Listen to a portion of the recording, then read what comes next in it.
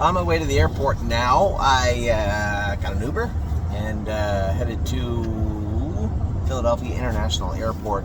Raced some horses this morning. You know, this afternoon, our only winner of the weekend thus far. Now we still got my 1%, so hopefully he can build on a rather okay weekend.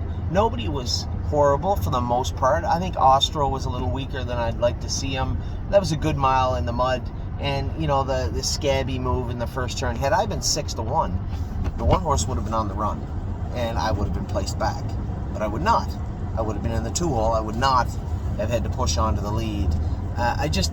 Spitfire was kind of weak today. I talked to Tim after and I talked to Scott after. If we skip the Arden, it's a month to the last Sire Stakes, and that is in the Meadows. But Spitfire does fit the numbers of 3 or 4 now. So I'm going to send the horse back to Megan. He can get a little more grass at Megan's farm. He's just a little flat. Both him and Spitfire were flat. Now, we started off the day a little disappointed with Tailgate Buzz. Tim went to warm him up, and he was off left front. So he came, and you could see the pulse in his foot. It wasn't we're not talking a broken bone or anything. There was just a pretty good pulse in his foot.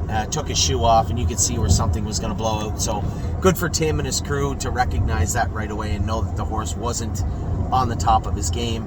It's really tough. Probably one of the toughest things is to scratch a horse in a very favorable position where it looks like he's going to win. He's 8-5. We watched the race. He probably was going to be a winner if the Tailgate Buzz of the last 3 weeks shows up, which it appeared he did mostly. But unfortunately, you can never really tell when these pesky little things are going to happen. Once in a while, you're going to listen. It's way better than saying, "Hey, he had a little something there. It looks like he's got a line now." No, it's not that. He's most definitely 100%. Just had a little pus pocket that was going to blow out. It was just not in the horse's best interest to race him. So a good job by Tim and his crew. 1, to recognize that, and 2, right away they got to working on the horse, and we'll have him back to 100% in no time. But it is. It's disappointing, to say the least, especially when most of our weekend was just kind of ho-hum, right? And I'm not complaining. It wasn't like the horses were 5th or 6th or 7th. We had a couple that were. But for the most part, all the horses raced pretty well. Pretty well. Just not the wins that we were hoping for and the big purse checks and the win photos. But an okay weekend on a weekend that could have been better, but it could always be worse. So Tailgate Buzz, we had to scratch him. It's okay. You could see he was walking better after we get the shoe off of him. So they'll get that pus pocket popped out, clean it up. Probably have to wait a week, but then we'll get him back squared away and moving in the right direction. We'll aim, I believe, don't quote me now, but I believe he's ready. He's eligible to the Arden. That's probably where you'll see him show up next. Maybe once before then, I think, because the Arden is a couple of weeks away, if I'm not mistaken. I just have to check the dates. Spitfire Overseas, as I said, little flat today. I don't know what's going on with him. He was a little bumpy at the Poconos, then he was flat. When he made the break on me, he was flat before that.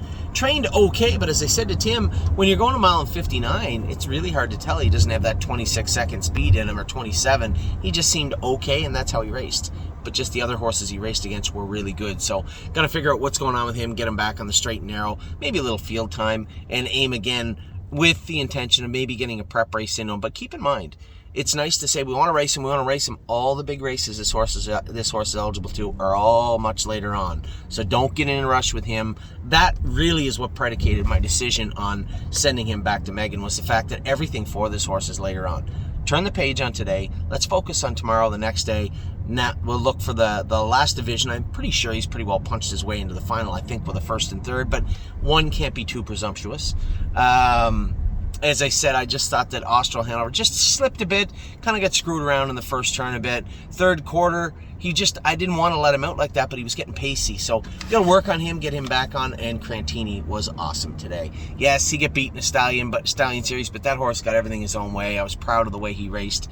Very happy with Crantini. And then Atlas Hanover come out swinging. He's on his way back to Ontario on Wednesday. I thought we'd get to Oak Grove and win 2 races, but we did win 1. He won today, and he'll be heading to Harry Polton's barn, I believe, next week. So a little bit of a rushed update, but I am at the airport now. I got to go make my flight. I will talk to all of you very, very soon.